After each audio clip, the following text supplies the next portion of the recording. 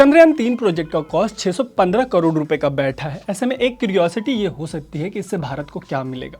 इस पर मैंने पहले एक स्टोरी की है। उस स्टोरी में मैंने बताया है कि कैसे चांद पर अपने मिशन भेज रहे देश चांद को डीप स्पेस एक्सप्लोरेशन का ठिकाना बनाने की नज़र से देख रहे हैं। अगर आपने वो स्टोरी नहीं देखी है तो वो स्टोरी आपको अनकट के फेसबुक और यूट्यूब पे मिल जाएगी। हालांकि चांद पर ठिकाना बनाकर वहाँ से मिशन लॉन्च करके अंतरिक्ष में दूर तक जाना अभी बहुत दूर की कौड़ी है।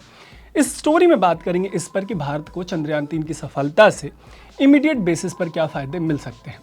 शुरू करते हैं स्टोरी, लेकिन सबसे पहले ऐसी ही स्टोरीज़ के लिए आप अनकट को फेसबुक, यूट्यूब और इंस्टाग्राम पे फॉलो और सब्सक्राइब ज़रूर कर लीजिएगा।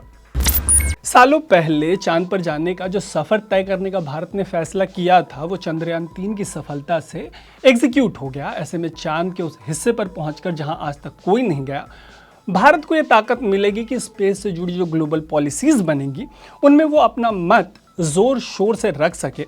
ये तो आपको पता ही होगा कि स्पेस साइंस के मामले में भारत के लिए लंबे समय तक दरवाजे बंद रखे गए। इस मामले में वेस्टर्न कंट्रीज़ का इंडिया को लेकर बेहद रेसिस्ट और नेगेटिव रवैया रहा। इसी का हिस्सा था 2014 में अमेरिका के न्यूयॉर्क टाइम्स में छपा ये रेसिस्ट कार्टून।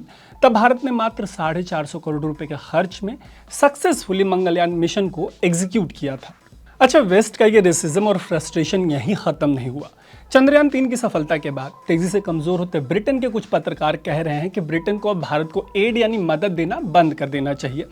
ये वही ब्रिटेन है जिसने एक दौर में भारत को गुलाम बनाया। गुलामी के इस दौर के दौरान इसी ब्रिटेन ने इंडिया से 45 ट्रिलियन डॉलर लूटे। ये लूट किस तरीके से एग्जीक्यूट की गई थी और अब भारत की इस लूट को लेकर क्या मांग है, उस पर मैंने एक स्टोरी की है। वो भी आपको अनकट के तमाम सोशल मीडिया प्लेटफॉर्म्स पर मिल जाएगी। लेकिन ऐसी तमाम नेगेटिविटी के बीच चांद पर जो 4 देश सक्सेसफुली लैंड कर पाए हैं उनमें एक समय दुनिया पर राज कर चुका ब्रिटेन शामिल नहीं है। जो 4 देश इस लिस्ट का हिस्सा हैं उनमें इंडिया, अमेरिका, रशिया और चाइना है।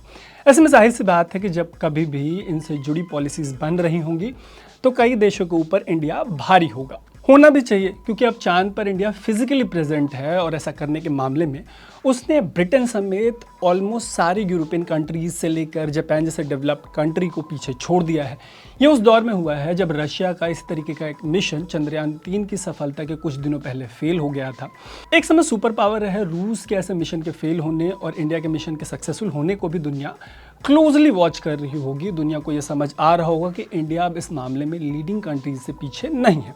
ऐसे में जब भविष्य में किसी प्लैनेट के एक्सप्लोरेशन के करने की बात आएगी तो ये मैटर करेगा कि इंडिया का इसमें क्या रोल है, क्या से है।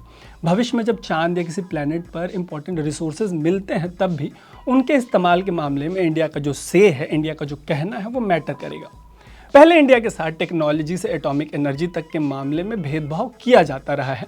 एलिट क्लब से इंडिया को बाहर रखा जाता रहा है। वजह यह भी थी कि तब हम इतने कैपेबल नहीं थे, काफ़ी सारे मामले में हम निर्भर थे। बीतते समय के साथ ये बदलता चला गया और चंद्रयान-3 के बाद उम्मीद है कि ये और तेज़ी से बदलेगा। इस तरह की सफलताएं तेज़ी से इंडिया को एक डेवलपिंग कंट्री से डेवलप कंट्री बनाने की ओर ले जाएंगे। इसकी वजह यह भी है कि 21वीं सदी में देशों के बीच रिश्ते कैसे होंगे ये तय करने के मामले में स्पेस कैपेबिलिटी बहुत इंपॉर्टेंट होगी। यही नहीं, मून के साउथ पोल पर लैंड करना इस वजह से ऐतिहासिक है क्योंकि ये चांद का वो हिस्सा है जो अभी तक अनएक्सप्लोर्ड है। ऐसे में यहाँ से जो भी निकल कर सामने आएगा, जो रिसर्च आएगी, वो भारत की देन होगी, जो बहुत बड़ी बात होगी। चांद पर लैंड करने का मतलब ये है कि इंडिया ने ऐसी कैपेबिलिटी दिखाई है कि वो किसी और प्लैनेट पर भी लैंड कर सकता है। ऐसे में ये अचीवमेंट फ्यूचर प्लैनेटरी एक्सप्लोरेशन के रास्ते को भी और मजबूत करता है। अब एक नेक्स्ट बिग स्टेप ये है कि इंडिया न सिर्फ अपना मिशन भेजे बल्कि सक्सेसफुली उसे वापस लेकर भी आए। इसी डायरेक्शन में ले जाने वाला है इंडिया का गगनयान मिशन। इसके जरिए इंडिया अपना कदम आगे बढ़ा रहा है। गगनयान के जरिए इंडिया स्पेस में मैन मिशन भेजने वाला है। इसके अलावा इस तरह के सक्सेसफुल मिशन इंडिया को इन्वेस्टमेंट से लेकर जॉब क्रिएशन तक का रास्ता दिखाएंगे। बाकी और भी बहुत कुछ चीज़ें हैं जिनको एक स्टोरी में नहीं समेटा जा सकता।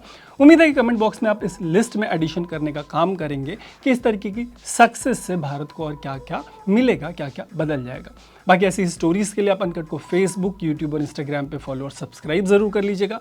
देखते रहिएगा अनकट। मेरा नाम है तारू।